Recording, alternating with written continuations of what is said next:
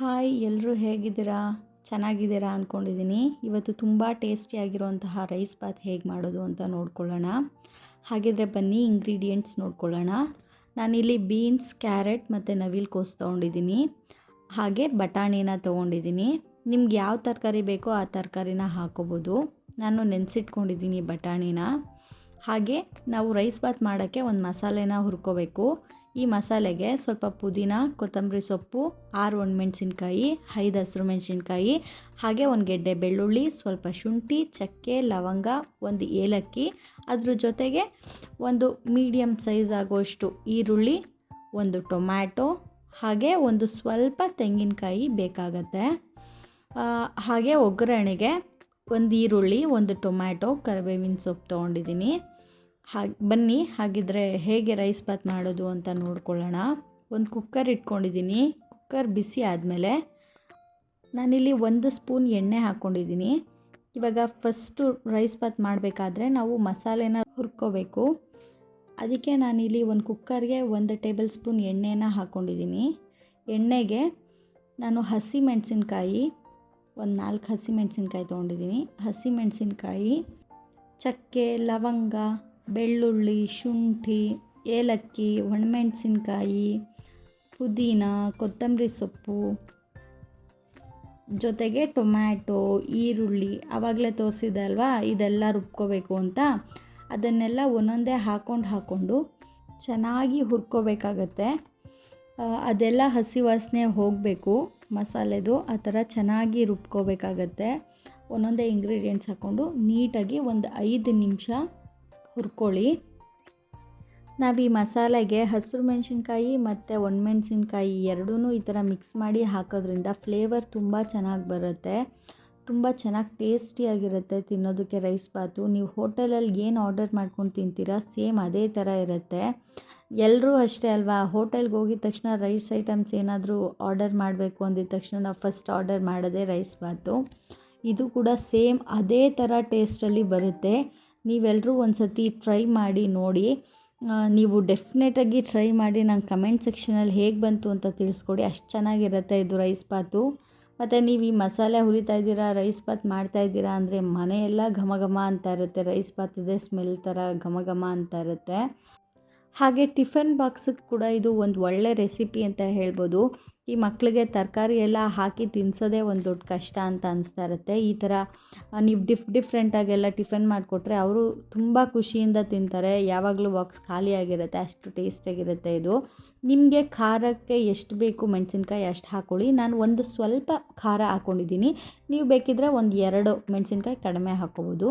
ನೋಡಿ ಈ ಥರ ಎಲ್ಲ ಹುರ್ಕೊಂಡಾದ್ಮೇಲೆ ನಾನು ಗ್ಯಾಸ್ ಆಫ್ ಮಾಡಿಕೊಂಡು ನಾನು ತೆಂಗಿನಕಾಯಿ ತೋರಿಸಿದೆ ಅಲ್ವಾ, ಸ್ವಲ್ಪ ತೆಂಗಿನಕಾಯಿ ಹಾಕ್ಕೊಂಡು ಸುಮ್ಮನೆ ಅದನ್ನು ಒಂದು ಮಿಕ್ಸ್ ಕೊಡಿ ಅಷ್ಟೇ. ಅದು ಮಸಾಲೆ ಜೊತೆಗೆ ಬಿಸಿ ಆದರೆ ಸಾಕು, ಅದನ್ನು ಹುರ್ಕೋಬೇಕು ಅಂತ ಏನೂ ಇಲ್ಲ. ಜಸ್ಟ್ ತೆಂಗಿನಕಾಯಿ ಸ್ವಲ್ಪ ಬಿಸಿ ಆದರೆ ಸಾಕು. ಈ ಮಸಾಲೆನ ಈ ಥರ ಹುರ್ಕೊಂಡಾದ್ಮೇಲೆ ಒಂದು ಸ್ವಲ್ಪ ತಣ್ಣಗಾಗಕ್ಕೆ ಬಿಟ್ಬಿಟ್ಟು ಆಮೇಲೆ ನಾವು ಮಿಕ್ಸಿ ಜಾರ್ಗೆ ಟ್ರಾನ್ಸ್ಫರ್ ಮಾಡ್ಕೋಬೋದು. ನಾನು ಒಂದು ಮಿಕ್ಸಿ ಜಾರ್ ತೊಗೊಂಡಿದ್ದೀನಿ. ಅದಕ್ಕೆ ಇವಾಗ ನಾನು ಹುರ್ಕೊಂಡಿರೋಂತಹ ಎಲ್ಲ ಮಸಾಲೆನೂ ಇದರೊಳಗಡೆ ಹಾಕ್ಕೊಳ್ತಾ ಇದ್ದೀನಿ. ನಾವು ಈ ಪೇಸ್ಟ್ನ ನುಣ್ಣಗೆ ರುಬ್ಬಬೇಕು ಅಂತ ಏನೂ ಇಲ್ಲ. ಸ್ವಲ್ಪ ತರ್ತರಿಯಾಗಿ ರುಬ್ಬಿ, ಅಂದರೆ ತುಂಬ ತರ್ತರಿಯಾಗಿ ಏನೂ ಬೇಡ, ಮೀಡಿಯಮ್ಮಾಗಿ ರುಬ್ಕೊಳ್ಳಿ. ಸ್ವಲ್ಪ ಹಸಿರು ಮೆಣಸಿನ್ಕಾಯಿ ಮತ್ತು ಒಣಮೆಣಸಿನ್ಕಾಯಿ ಅದೆಲ್ಲ ಸ್ವಲ್ಪ ಕಾಣಿಸ್ತಾ ಇದ್ದರೆ ತುಂಬ ಚೆನ್ನಾಗಿರುತ್ತೆ. ಇದು ನೋಡಿ ಈ ಥರ ಮಾಡಿಕೊಂಡು ಇವಾಗ ನಾವು ರುಬ್ಕೊಂಡು ಬರೋಣ. ಸ್ವಲ್ಪ ನೀರು ಸೇರಿಸ್ಕೊಂಡು ರುಬ್ಕೊಳ್ಳಿ.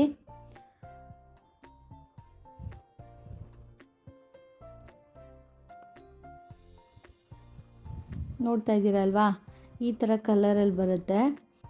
ಮಸಾಲೆ ಎಲ್ಲ ರುಬ್ಕೊಂಡಾದಮೇಲೆ ನಾನು ಆವಾಗಲೇ ಹುರ್ಕೊಳ್ಳೋಕ್ಕೆ ಅಂತ ಇಟ್ಕೊಂಡಿದ್ದೆ ಅಲ್ವಾ ಕುಕ್ಕರ್, ಸೇಮ್ ಕುಕ್ಕರ್ ಇಟ್ಕೊಂಡಿದ್ದೀನಿ. ಕುಕ್ಕರ್ ಬಿಸಿ ಆದಮೇಲೆ ಒಂದು 4-5 ಸ್ಪೂನಷ್ಟು ಎಣ್ಣೆನ ಹಾಕ್ಕೊಳ್ತಾ ಇದ್ದೀನಿ. ಎಣ್ಣೆ ಎಲ್ಲ ಬಿಸಿ ಆದಮೇಲೆ ಒಂದು ಪಲಾವ್ ಎಲೆ, ಮರಾಠಿ ಮೊಗ್ಗು, ಹಾಗೆ ಒಂದು ಸ್ಟಾರ್ ಹೂವನ್ನ ಹಾಕ್ಕೊಳ್ತಾ ಇದ್ದೀನಿ. ಬೇರೆ ಯಾವುದು ಮಸಾಲೆ ಅವಶ್ಯಕತೆ ಇರೋದಿಲ್ಲ, ಆಲ್ರೆಡಿ ನಾವು ರುಬ್ಕೊಂಡಿದ್ದೀವಿ ಅಲ್ವಾ, ಸಾಕಿದ್ದೇನೆ. ಹಾಗೆ ನಾನು ಒಂದು ಈರುಳ್ಳಿನ ಕಟ್ ಮಾಡ್ಕೊಂಡಿದ್ದೀನಿ. ಒಂದು ಮೀಡಿಯಮ್ ಸೈಜ್ ಆಗೋಷ್ಟು ಈರುಳ್ಳಿನ ಕಟ್ ಮಾಡ್ಕೊಂಡಿದ್ದೀನಿ. ಹಾಗೆ ಕರಿಬೇವಿನ ಸೊಪ್ಪನ್ನ ಹಾಕ್ಕೊಳ್ತಾ ಇದ್ದೀನಿ. ಕರಿಬೇವಿನ ಸೊಪ್ಪು ಹಾಕ್ಕೊಂಡ್ರೆ ತುಂಬ ಚೆನ್ನಾಗಿರುತ್ತೆ ರೈಸ್ ಬಾತ್ಗೆ ಫ್ಲೇವರು. ಅದಕ್ಕೆ ಕರಿಬೇವಿನ ಸೊಪ್ಪು ಆದಷ್ಟು ಫ್ರೆಶ್ನ ಯೂಸ್ ಮಾಡಿ, ತುಂಬ ಚೆನ್ನಾಗಿ ಬರುತ್ತೆ ಫ್ಲೇವರು. ನೋಡಿ ಇದನ್ನೆಲ್ಲ ಹಾಕ್ಕೊಂಡು ಒಂದು ಟ್ರಾನ್ಸ್ಪರೆಂಟ್ ಆಗೋವರೆಗೂ ಈರುಳ್ಳಿನ ಸ್ವಲ್ಪ ಬೇಯಿಸ್ಕೋಬೇಕಾಗತ್ತೆ. ಈರುಳ್ಳಿ ಸ್ವಲ್ಪ ಟ್ರಾನ್ಸ್ಪರೆಂಟ್ ಆದಮೇಲೆ ಒಂದು ಚಿಕ್ಕ ಟೊಮ್ಯಾಟೋನ ನಾನು ಕಟ್ ಮಾಡ್ಕೊಳ್ತಾ ಇದ್ದೀನಿ. ಚಿಕ್ಕದಾಗೆ ಕಟ್ ಮಾಡ್ಕೊಂಡಿದ್ದೀನಿ. ಹಾಗೆ ಅದ್ರ ಜೊತೆಗೆ ನೆನೆಸಿಟ್ಕೊಂಡಿರೋಂತಹ ಬಟಾಣಿನ ಕೂಡ ನಾನು ಹಾಕ್ಕೊಳ್ತಾ ಇದ್ದೀನಿ. ಟೊಮ್ಯಾಟೊ ಸ್ಮ್ಯಾಶ್ ಆಗಬೇಕು ಅಂತ ಏನೂ ಇಲ್ಲ, ಸುಮ್ಮನೆ ಹುರ್ಕೊಳ್ಳೋಣ. ಇವಾಗ ಒಂದು ಸ್ವಲ್ಪ ಫ್ರೈ ಆಗಲಿ. ಇದೆಲ್ಲ ಸೇರಿಸ್ಕೊಂಡಿದ್ದೀವಿ ಅಲ್ವಾ, ಸ್ವಲ್ಪ ಫ್ರೈ ಆಗಲಿ. ಸ್ವಲ್ಪ ಫ್ರೈ ಆದಮೇಲೆ ನಾವು ತರಕಾರಿನ ಸೇರಿಸ್ಕೊಳ್ಳೋಣ. ನಿಮಗೆ ಇಷ್ಟೇ ತರಕಾರಿ ಹಾಕಬೇಕು ಅಂತ ಏನೂ ಇಲ್ಲ, ನಿಮ್ಗೆ ಯಾವ ತರಕಾರಿ ಇಷ್ಟ ಆ ತರಕಾರಿನ ಹಾಕ್ಕೋಬೋದು. ನಾನಿಲ್ಲಿ ಕ್ಯಾರೆಟ್, ಬೀನ್ಸ್ ಮತ್ತು ನವಿಲುಕೋಸನ್ನ ಯೂಸ್ ಮಾಡಿದ್ದೀನಿ. ಎಲ್ಲನೂ ಸ್ವಲ್ಪ ಉದ್ದುದ್ದಕ್ಕೆ ಕಟ್ ಮಾಡ್ಕೊಂಡಿದ್ದೀನಿ. ನೀವು ಮಕ್ಕಳಿಗೇನಾದರೂ ಟಿಫನ್ ಮಾಡ್ತಾಯಿದ್ದೀರಾ ಅಂದರೆ ಆದಷ್ಟು ಅಟ್ರಾಕ್ಟಿವ್ ಆಗಿ ಕಾಣಿಸೋ ಥರ ತರಕಾರಿನ ಕಟ್ ಮಾಡ್ಕೊಳ್ಳಿ. ಆವಾಗ ಮಕ್ಕಳು ತಾನಾಗೇ ಇಷ್ಟಪಟ್ಟು ತಿಂತಾರೆ. ಇದೊಂದು ಟ್ರಿಕ್ ಅಂತಲೇ ಹೇಳ್ಬೋದು. ನೋಡಿ ಈ ಥರ ಚೆನ್ನಾಗಿ ಮಿಕ್ಸ್ ಮಾಡ್ಕೊಳ್ಳೋಣ ನಾವು ತರಕಾರಿ ಎಲ್ಲ ಸೇರಿಸ್ಕೊಂಡಾದ್ಮೇಲೆ. ಇವಾಗ ನಾವು ತರಕಾರಿ ಹಾಕ್ಕೊಂಡಿದ್ದೀವಿ ಅಲ್ವಾ, ಸ್ವಲ್ಪ ತರಕಾರಿ ಎಲ್ಲ ಬೇಯಲಿ ಅಂತ ಅಂದ್ಬಿಟ್ಟು ಉಪ್ಪನ್ನ ಹಾಕ್ಕೊಳ್ತಾ ಇದ್ದೀನಿ. ಇವಾಗ ಒಂದು ಸ್ವಲ್ಪ ಉಪ್ಪನ್ನ ನಾನು ಹಾಕ್ಕೊಳ್ತಾ ಇದ್ದೀನಿ. ಆಮೇಲೆ ಬೇಕಿದ್ದರೆ ನೋಡ್ಕೊಂಡು ಹಾಕ್ಕೊಳ್ಳೋಣ ಅಂತ. ಹಾಗೆ ಸ್ವಲ್ಪ ಅರಿಶಿನ ನಾನು ಹಾಕ್ಕೊಳ್ತಾ ಇದ್ದೀನಿ. ಒಂದು 1/4 ಟೀ ಸ್ಪೂನ್ ಹಾಕ್ಕೊಳ್ಳಿ ಸಾಕು ಅರಿಶಿನ ಎಲ್ಲ ಹಾಕಾದ್ಮೇಲೆ ನೀಟಾಗಿ ಮಿಕ್ಸ್ ಮಾಡ್ಕೊಳ್ಳೋಣ, ತರಕಾರಿಗೆಲ್ಲ ಮಿಕ್ಸ್ ಆಗೋ ಥರ. ಈ ಥರ ಹಾಕ್ಕೊಂಡು ಒಂದು 5 ನಿಮಿಷ ಸ್ವಲ್ಪ ಚೆನ್ನಾಗಿ ಬೇಯಿಸ್ಕೋಬೇಕಾಗತ್ತೆ ನಾವಿವಾಗ. ಇದು ಹೀಗೆ ಒಂದು ಉಪ್ಪು ಮತ್ತು ಅರಿಶಿಣದಲ್ಲೇ ಸ್ವಲ್ಪ ಚೆನ್ನಾಗಿ ಬೇಯಲಿ. ಮತ್ತು ನಿಮ್ಗೆ ಯಾವುದಾದ್ರೂ ಟಿಫನ್ ರೆಸಿಪೀಸ್ ಏನಾದರೂ ಬೇಕಿತ್ತು ಅಂತಂದರೆ ಈ ರೆಸಿಪಿ ಬೇಕು ಅಂತ ಅಂದ್ಬಿಟ್ಟು ನನಗೆ ಕಮೆಂಟ್ ಸೆಕ್ಷನಲ್ಲಿ ತಿಳಿಸ್ಕೊಡಿ, ನಾನು ನಿಮ್ಗೆ ಮಾಡಿ ತೋರಿಸ್ಕೊಡ್ತೀನಿ. ನೋಡಿ ಈ ಥರ ಚೆನ್ನಾಗಿ ಹುರ್ಕೋಬೇಕಾಗತ್ತೆ ನಾವು. ಈ ರೆಸಿಪಿ ಬಂದ್ಬಿಟ್ಟು ಚಿಕ್ಕವರಿಂದ ದೊಡ್ಡವ್ರವರೆಗೂ ಎಲ್ಲರಿಗೂ ತುಂಬ ಚೆನ್ನಾಗಿ ಇಷ್ಟ ಆಗುತ್ತೆ. ಆಮೇಲೆ ತುಂಬ ಟೇಸ್ಟಿಯಾಗಿ ಕೂಡ ಇರುತ್ತೆ. ನೋಡಿ ಈ ಥರ ಹುರ್ಕೊಂಡಾದ್ಮೇಲೆ ನಾವು ಆವಾಗಲೇ ರುಬ್ಕೊಂಡಿದ್ವಿ ಅಲ್ವಾ, ಆ ಮಸಾಲೆನ ನಾವು ಸೇರಿಸ್ಕೊಳ್ಳೋಣ. ಮಸಾಲೆನ ಯಾವುದನ್ನು ವೇಸ್ಟ್ ಮಾಡೋಕ್ಕೆ ಹೋಗಬೇಡಿ. ನೀಟಾಗಿ ಎಲ್ಲನೂ ಸ್ವಲ್ಪ ನೀರನ್ನ ಸೇರಿಸ್ಕೊಂಡು ಹಾಕ್ಕೊಳ್ಳಿ. ಹಾಗೆ ನನ್ನ ಚಾನಲ್ನ ಇನ್ನೂ ಯಾರೆಲ್ಲ ಸಬ್ಸ್ಕ್ರೈಬ್ ಮಾಡ್ಕೊಳ್ದೆ ನೋಡ್ತಾ ಇದ್ದೀರಾ, ಪ್ಲೀಸ್ ನನ್ನ ಚಾನಲ್ನ ಸಬ್ಸ್ಕ್ರೈಬ್ ಮಾಡ್ಕೊಳ್ಳಿ. ಹಾಗೆ ಯಾರು ನನ್ನ ಚಾನಲ್ನ ಸಬ್ಸ್ಕ್ರೈಬ್ ಮಾಡ್ಕೊಂಡು ನೋಡ್ತಾ ಇದ್ದೀರಾ ನಿಮಗೆಲ್ಲರಿಗೂ ತುಂಬ ತುಂಬ ತುಂಬ ಧನ್ಯವಾದಗಳು. ನನ್ನ ವಿಡಿಯೋಗೆ ಹೀಗೆ ನೀವೆಲ್ಲರೂ ಸಪೋರ್ಟ್ ಮಾಡ್ತಾಯಿರಿ. ನೀವು ಸಪೋರ್ಟ್ ಮಾಡೋದ್ರಿಂದ ನನಗೆ ಇನ್ನೂ ಜಾಸ್ತಿ ವೀಡಿಯೋಸ್ ಮಾಡಬೇಕು, ಇನ್ನೂ ಜಾಸ್ತಿ ರೆಸಿಪೀಸ್ ತೋರಿಸ್ಕೊಡ್ಬೇಕು ಅಂತ ತುಂಬ ಅನಿಸುತ್ತೆ. ಅದಕ್ಕೆ ನೋಡಿ ನಾನು ಮಸಾಲೆ ಎಲ್ಲ ಹಾಕ್ಕೊಂಡು ಸ್ವಲ್ಪ ನೀರು ಹಾಕ್ಕೊಂಡು ಎಲ್ಲ ಮಿಕ್ಸ್ ಮಾಡಿಕೊಂಡು ಕುಕ್ಕರ್ ಲಿಡ್ ಕ್ಲೋಸ್ ಮಾಡಿಕೊಂಡು ಚೆನ್ನಾಗಿ ಬೇಯಿಸ್ಕೊಳ್ಳೋಣ. ನೋಡಿ ಈ ಥರ ಎಣ್ಣೆ ಬಿಡೋವರೆಗೂ ಬೇಯಿಸ್ಕೋಬೇಕಾಗತ್ತೆ. ನೀವು ಸುಮ್ಮನೆ ಸ್ವಲ್ಪ ಎಣ್ಣೆ ಬಿಡ್ತಾ ಇದೆ ಮತ್ತು ಮಸಾಲೆ ಘಮದಲ್ಲೇ ಗೊತ್ತಾಗ್ಬಿಡುತ್ತೆ ನಿಮ್ಗೆ ಮಸಾಲೆ ಬೆಂದಿದೆಯಾ ಬೆಂದಿಲ್ವಾ ಅಂತ. ನೋಡಿ ಈ ಥರ ಚೆನ್ನಾಗಿ ಮಸಾಲೆನ ಬೇಯಿಸ್ಕೋಬೇಕಾಗತ್ತೆ.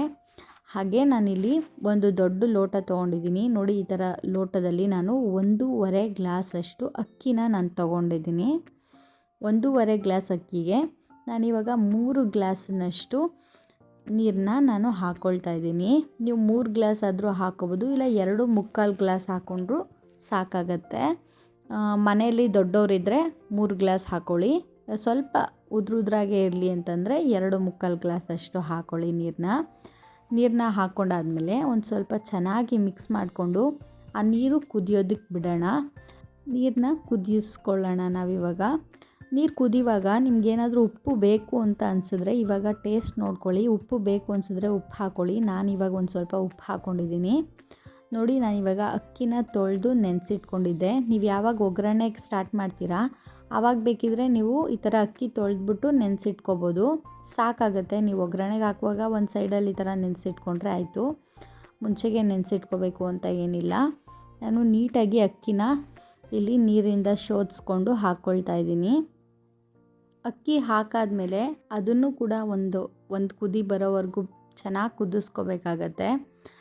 ನಾವು ಯಾವಾಗ ಅಕ್ಕಿ ಹಾಕಾದ್ಮೇಲೆ ನೀರನ್ನ ಕುದಿಸ್ಕೊಂಡು ಆಮೇಲೆ ಲಿಡ್ನ ಕ್ಲೋಸ್ ಮಾಡ್ತೀವೋ ಆವಾಗ ಅಕ್ಕಿ ಉದ್ರಾಗಿ ಎಲ್ಲ ಮಸಾಲೆನೂ ಅಕ್ಕಿ ಜೊತೆಗೆ ಸೇರಿಕೊಂಡು ತುಂಬ ಚೆನ್ನಾಗಿರುತ್ತೆ. ನೀವು ಯಾವಾಗ ಕುದಿಸ್ಕೊಳ್ದಿರ ಅಕ್ಕಿ ಹಾಕಿದ ತಕ್ಷಣ ಲಿಡ್ ಕ್ಲೋಸ್ ಮಾಡಿಬಿಟ್ರೆ ಮಸಾಲೆ ಎಲ್ಲ ಮೇಲೆ, ಅನ್ನ ಮಾತ್ರ ಕೆಳಗಡೆ ಆ ಥರ ಆಗಿಬಿಡುತ್ತೆ. ಅದಕ್ಕೆ ಚೆನ್ನಾಗಿ ಕುದಿಸ್ಕೊಂಡು ಒಂದು ಸತಿ ಚೆನ್ನಾಗಿ ತಿರುಗಿಸ್ಕೊಂಡು ಆಮೇಲೆ ನೀವು ಲಿಡ್ನ ಕ್ಲೋಸ್ ಮಾಡ್ಕೋಬೇಕಾಗತ್ತೆ. ನೋಡಿ ಇವಾಗ ಚೆನ್ನಾಗಿ ನೀರು ಕುದೀತಾ ಇದೆ, ಅದಕ್ಕೆ ನಾನಿವಾಗ ಒಂದು ಸತಿ ತಿರುಗಿಸ್ಕೊಂಡು ಲಿಡ್ನ ಕ್ಲೋಸ್ ಮಾಡ್ಕೊಳ್ತಾ ಇದ್ದೀನಿ. ನಾನು ಲಿಡ್ನ ಕ್ಲೋಸ್ ಮಾಡಿಕೊಂಡು 2 ವಿಷಲ್ ನಾನು ಕೂಗಿಸ್ಕೊಳ್ತಾ ಇದ್ದೀನಿ. ತರಕಾರಿ ಅನ್ನ ಎಲ್ಲ ಚೆನ್ನಾಗಿ ಬೆಂದಿರುತ್ತೆ. 2 ವಿಷಲ್ ಸಾಕು ಅನಿಸುತ್ತೆ. 2 ವಿಷಲ್ ಕೂಗಿಸ್ಕೊಂಡಾದ್ಮೇಲೆ ಚೆನ್ನಾಗಿ ಹಾರಕ್ಕೆ ಬಿಡೋಣ. ಕುಕ್ಕರ್ ತಣ್ಣಗಾದ್ಮೇಲೆ ವಿಷಲ್ ಓಪನ್ ಮಾಡಿ, ಮುಂಚೆಗೆ ಓಪನ್ ಮಾಡೋಕ್ಕೆ ಹೋಗಬೇಡಿ. ನೋಡಿ ನಾನಿವಾಗ ವಿಷಲ್ ಓಪನ್ ಮಾಡ್ಕೊಂಡಿದ್ದೀನಿ. ನೋಡ್ತಾ ಇದ್ದೀರಲ್ವ ಎಷ್ಟು ಚೆನ್ನಾಗಿದೆ. ಮನೆಯೆಲ್ಲ ಘಮ ಘಮ ಅಂತ ಇದೆ. ರೈಸ್ ಬಾತದ್ದು ಸ್ಮೆಲ್ಲು ತುಂಬ ಚೆನ್ನಾಗಿರುತ್ತೆ. ಇದು ಟಿಫನ್ಗೆ, ಏನಾದರೂ ಸ್ಪೆಷಲ್ ಎಕೇಷನ್ಸ್ಗೆ, ಏನಾದರೂ ಇವಾಗ ಅರ್ಜೆಂಟಾಗಿ ಮಾಡಬೇಕು ಅನಿಸಿದ್ರೆ ಇದು ಒಂದು ಒಳ್ಳೆ ರೆಸಿಪಿ ಅಂತಲೇ ಹೇಳ್ಬೋದು. ಪಲಾವ್ ಆದಮೇಲೆ ನೆಕ್ಸ್ಟ್ ರೈಸ್ ಬಾತೆ ತುಂಬ ಟೇಸ್ಟಿಯಾಗಿರುತ್ತೆ. ನೋಡಿ ನಾನಿವಾಗ ಈ ರೈಸ್ ಬಾತನ್ನ ಮೊಸರು ಬಜ್ಜಿಗೆ ಕಾಂಬಿನೇಷನಾಗಿ ಮಾಡಿದ್ದೀನಿ. ತುಂಬ ಟೇಸ್ಟಿಯಾಗಿತ್ತು. ನೀವು ಕೂಡ ಟ್ರೈ ಮಾಡಿ. ಬಾಯ್.